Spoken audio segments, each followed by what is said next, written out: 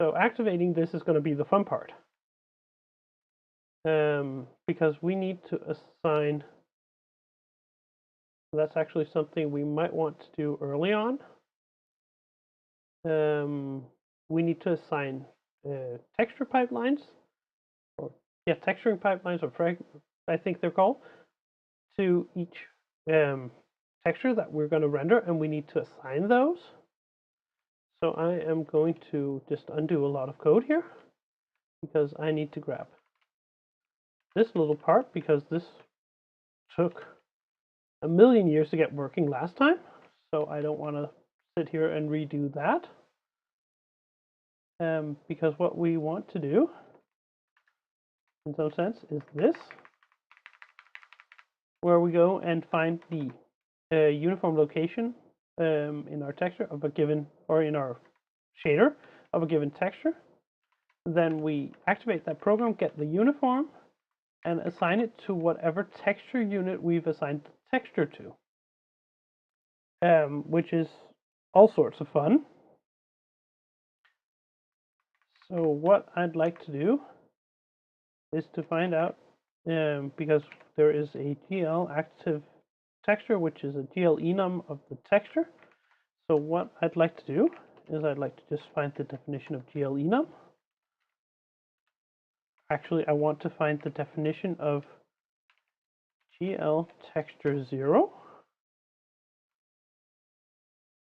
because an important thing is that these are sort of sequential, all 31 of them, because that means we can actually just count them off, and hopefully that's standard enough. Because what I'd like to do is I'd like to do a int texture unit equal to 0, and then for at the end of every texture, I want to count up what texture unit we're using, and then I want to save that along with the texture so that we know which texture goes to which unit, which of course means that we need to also store another integer here.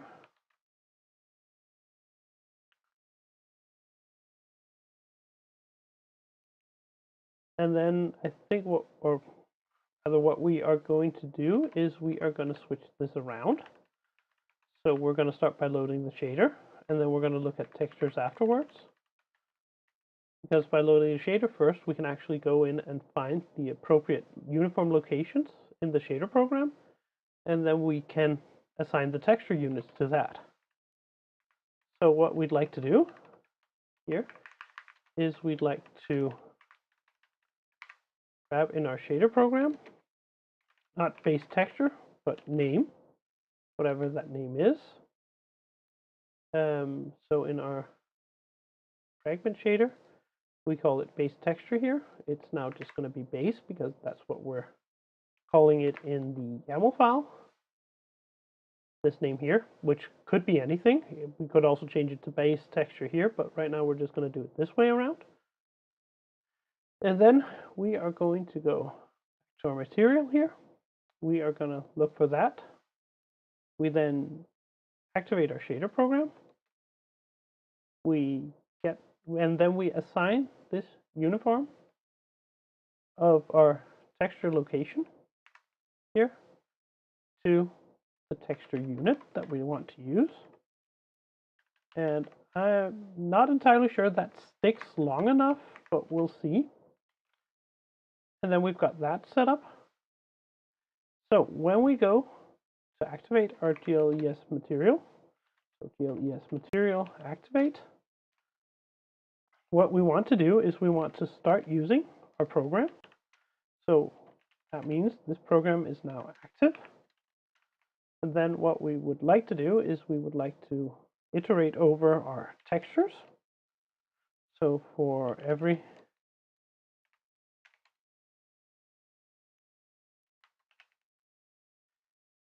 and I'm really curious if this construction will work.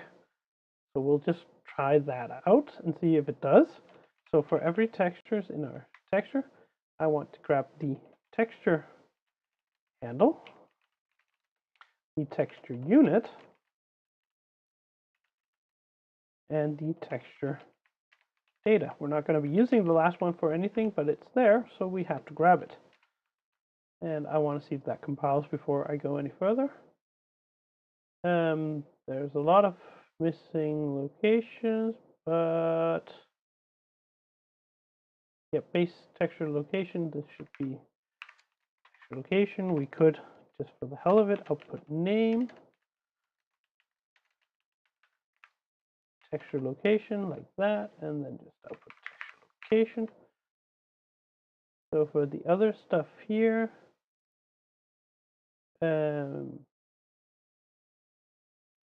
no matching function because this has to be a C-style string. So we're just going to grab that. So call to implicitly deleted copy constructor of standard pair. So it's sort of working. I might want references. Select the begin function with iterator type. Iterator, aka, oh, yeah, of course. Decomposes into two elements because we have the name and then the texture, or then the texture. So it's name and texture, and then we're going to have to do the expansion of the texture afterwards because it's a key value pair. So that actually works. I was not entirely expecting that to work. So that means we should be able to grab the texture handle, the texture unit, and the texture data from texture.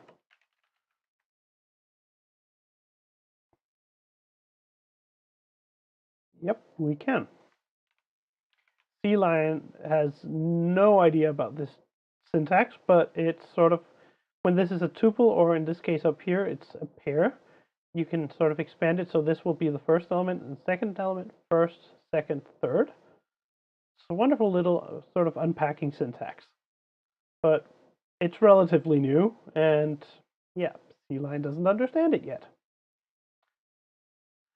So with that done, what we need to do is we need to activate a texture unit. So GL active texture is going to be GL texture 0 plus the texture unit that is active, like that. Then we are going to GL bind texture to GL texture 2D. We want to bind texture handle.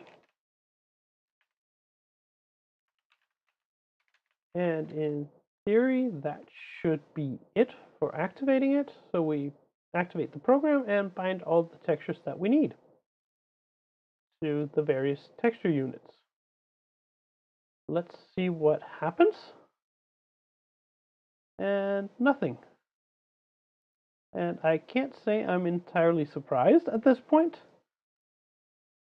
because I remember going through a lot of pain last time to get this working. And so far, so we do remember to activate the material. That's a good thing. We've gone through all of this. What I will want to do just for the hell of it is to just do this every time as well. See if the uniform might not stick properly. So we're just going to do that and recompile. Just going to kill off that debugger. And once it's built, we reload. So no problems with the compiler or linking. We get our texture. I want to add a colon and a space there because it's driving me mad. We get the location of the base texture, so that's good. We have no errors at this point. We generate a vertex and index. So that's that one. So it looks like we're sort of generating it at least correctly.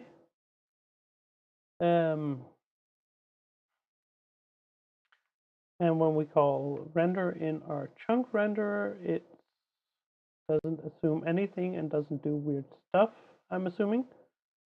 Yeah, it just binds the vertex buffer, or the vertex buffer sets up pointers for the vertexes and texture coordinates, and then draws a lot of triangles. And that's it. So that's kind of what we want. So what is going on here? Is the interesting question, of course.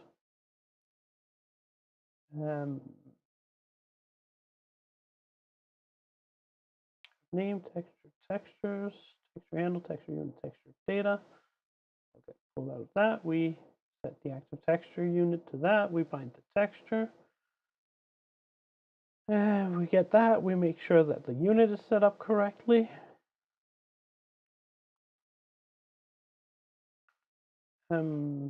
So this all looks just about right.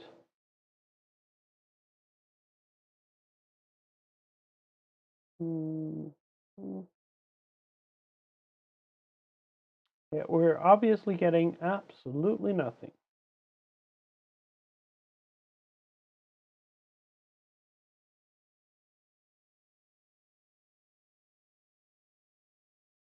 So where to start? Well, it might be interesting to just say GL clear color. Just try and go for coloring everything red. Alpha 1. Also clear the GL color buffer. So if everything turns red, we're rendering absolutely nothing. If everything is still black, we're rendering something black. Everything is red, so we're not rendering anything. Right, let's just make sure everything is black. Either that or we're rendering something fully transparent, which I kind of doubt. So let's try and just grab some of these. Standards, out, uniform, model, pose. Actually, we want the uniform model transform. Position is, or location is mat dot get uniform model transform. Just making sure that works. We might want to enable these two, but they are going to spam a hell of a lot of stuff to the console because that's every frame we're printing. But if there's an error, we want to know about it. There is no error, and we've actually got something that looks reasonable for the model transform location. And the model view location, or the view location, model transform location, and the view transform location. Let's try that. Get it linked, pull that up. Okay, view transform location is -1. It should not be -1. And that would be a problem. So I've probably managed to copy paste very, very wrong. No, it looks right. If the uniform view transform, set the uniform view transform. So view transform might not be what it's called in the shader. We need the vertex shader. It's called camera transform. It's now called view transform because that is a much better name, which means the camera transform is set to something random, which means this is going to give weird results. And I still need to clean when I do this stuff. Now we're going through the big compile.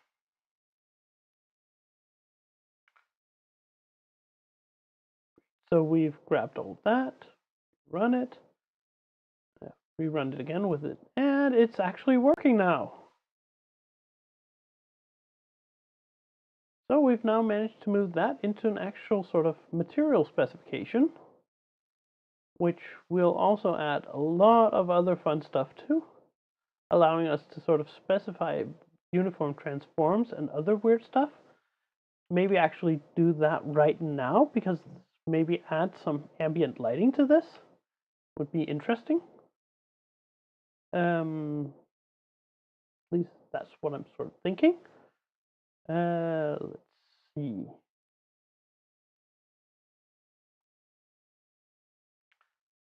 Because we do have a normal, so we could do simple Phong shading at this point. Because I was talking about adding a little bit of lighting. So yeah, we might just do that.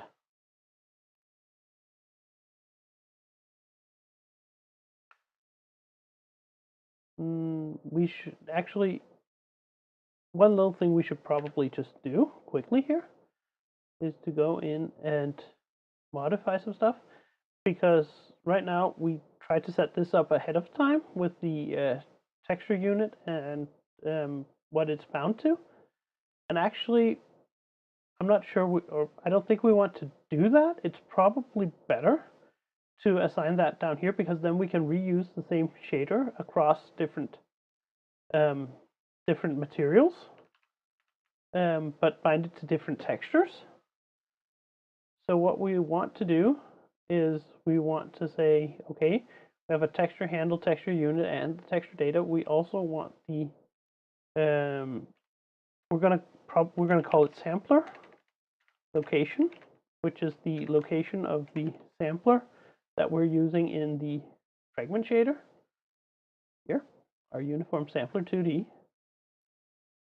And that will be this thing, so that we store that out as well, so that we can grab that in here, our sampler location, because then we just assign that one uniform here to that texture unit, and that's all we need to do. But that just requires that we need to, here in the material, store a other GL int. I believe it's a GL int at least. Yeah, it's a GL int. Great. And that should work as well.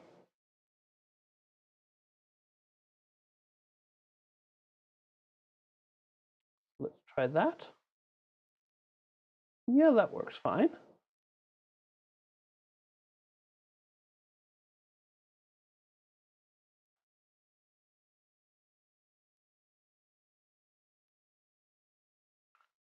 That looks fine.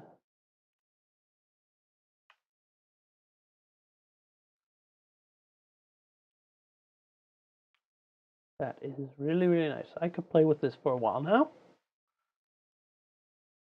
When am I going to add a sky? When I get the chance to actually do a nice cube map, that would actually be an interesting thing to do. It's not that hard, in theory at least. It just requires resetting the depth buffer after rendering it, or possibly rendering it without depth testing at all. Because you want everything to be in front of the sky. But definitely not tonight.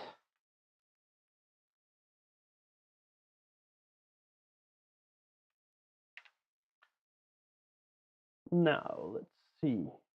We've got all of this set up. So what would be nice to do would actually be to pass in the normals at this point.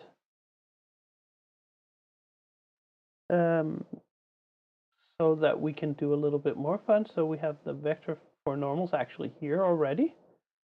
So what we need to do is we want to get the, no, not this. What we need is we need to get the vertex normal location here.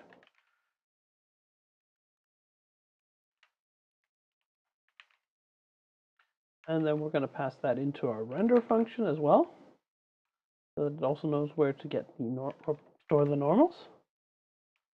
So we have our normal attribute, and we implement that in our chunk renderer here. And we have the actual implementation right here. So vertex data, texture data, normal data is 4 floats, not normalized.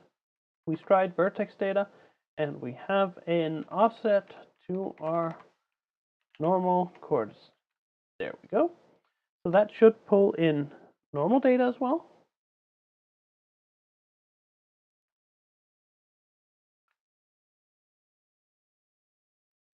It certainly seems like it does. I want to kill off that debug output that I'm getting right now, because that is definitely not necessary. And I was a little bit too quick on reloading there. There we go. So we have this wonderful little thing here. Great. So what we would like to do is to add a little bit of color to this. So this color variable that goes across, we no longer need. So where's the vertex shader? Just gonna open that. We don't need to pull that across. What I do need in the fragment shader is I need the normal. So we are gonna have a varying, again, low precision. Don't really need that much precision, it's just graphics. We can get away with a lot. So what we need is a varying normal. And I need to transfer that across here so that our vertex here also has it. And what we just do is we say varying normal is, and this is where it gets interesting, because what we kind of want to do is we want to do our model transform for this. So we want to multiply our model transform onto our normal so that the normal is no longer in models or in the space of the model, but in world space, because that's where we want to apply our lighting right now. And this is why that we did that little trick, or not little trick, but why we did a little thing here. When we generated our chunks, you'll remember that the W coordinate of our normal is 0, whereas a W coordinate of a position is 1. And by having 1 here, this means that our vertex position is affected by translations. By having a 0 here, our vertex normals are not affected by translations. They are only rotated and scaled.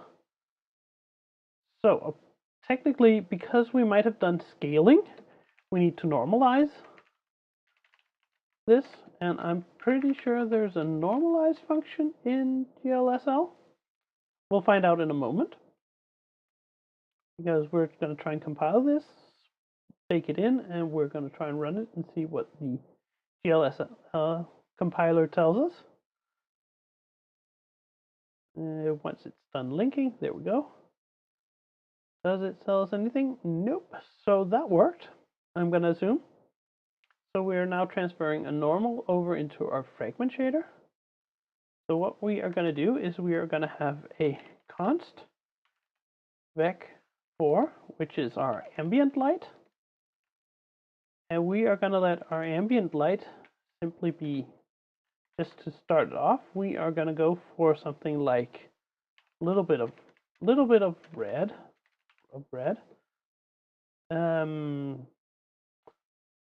little bit of green, and a little bit more of blue and full alpha.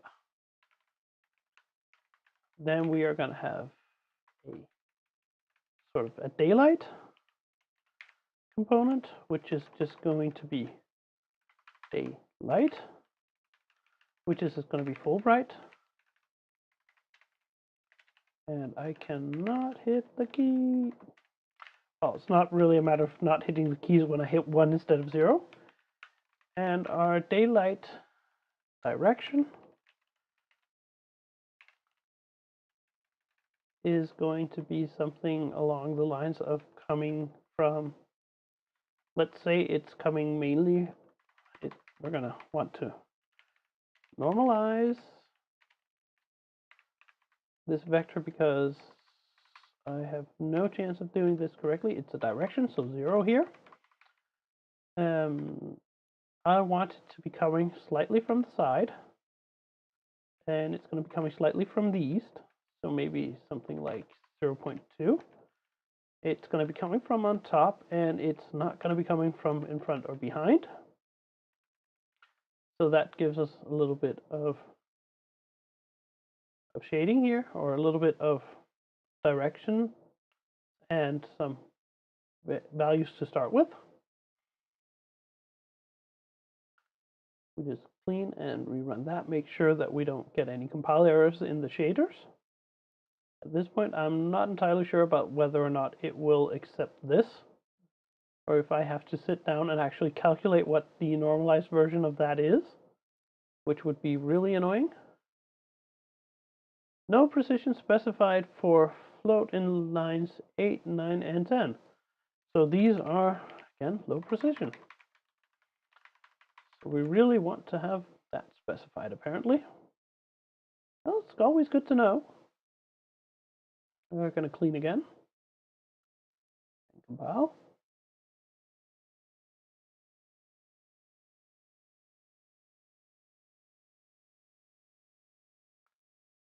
And refresh. And refresh when it's actually time to refresh. Shader compiles fine. We still have this. So we're getting a color out of this. So one thing we want to do is we want to multiply that by the ambient light. So ambient light is everywhere. That's always there, and that's just the way it is. So now everything should be a little bit darker and blue.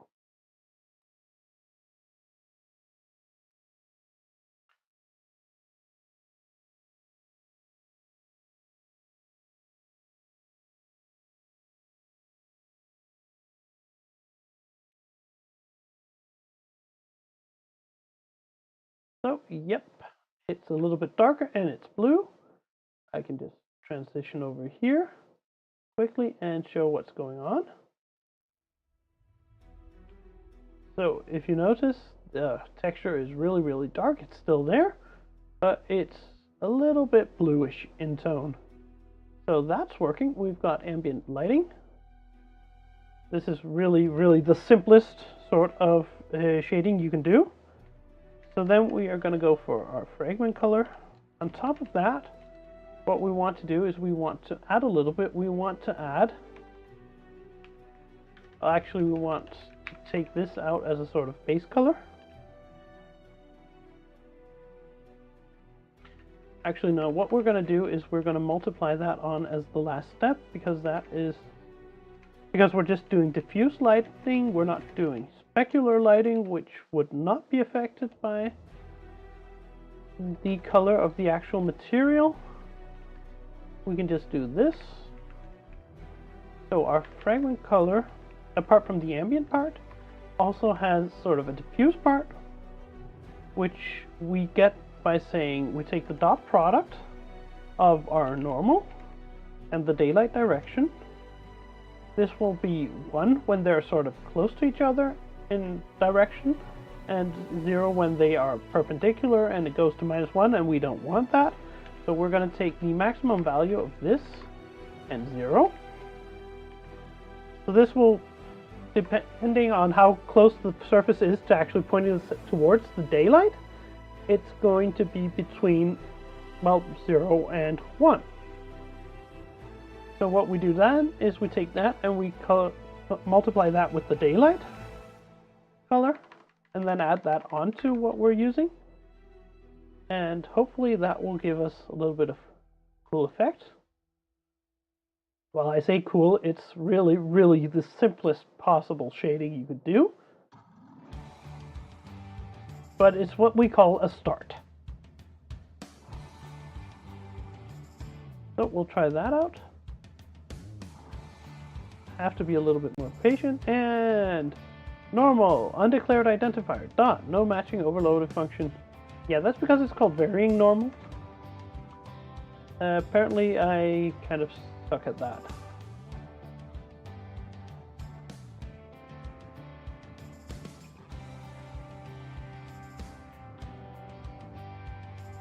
So we're going to try again.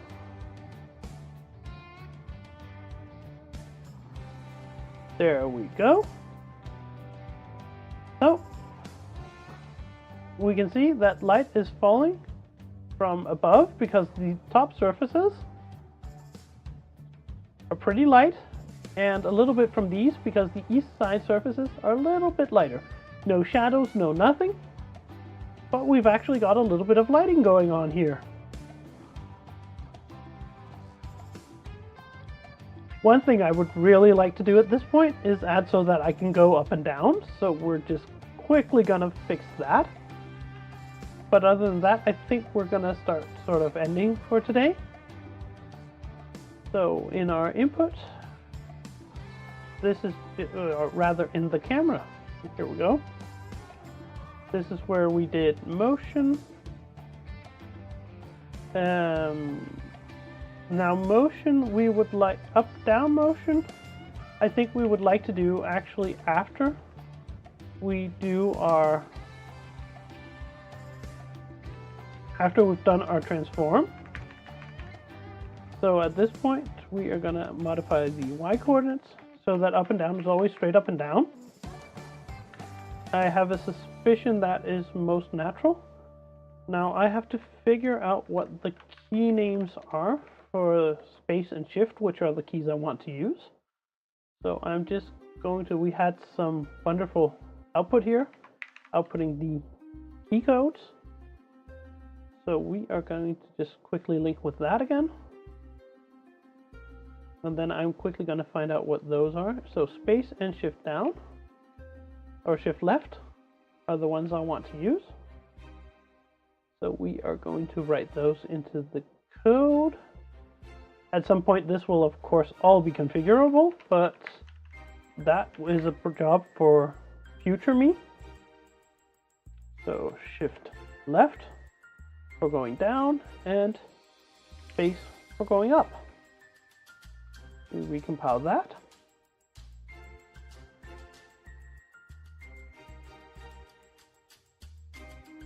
So we can now go up and down as well. So we can see we have this wonderful, wonderful lighting effect.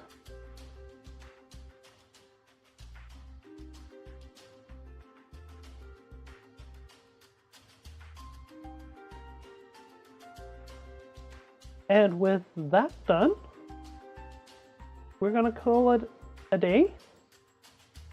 Next time, hopefully next Saturday, I'll be able to stream. I have another engagement a little bit before streaming, so it might be a little bit delayed, but hopefully there will be a stream next Saturday.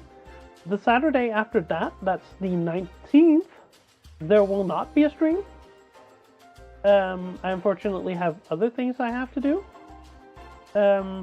But the week after that, we'll be able to stream again. At least that's the plan.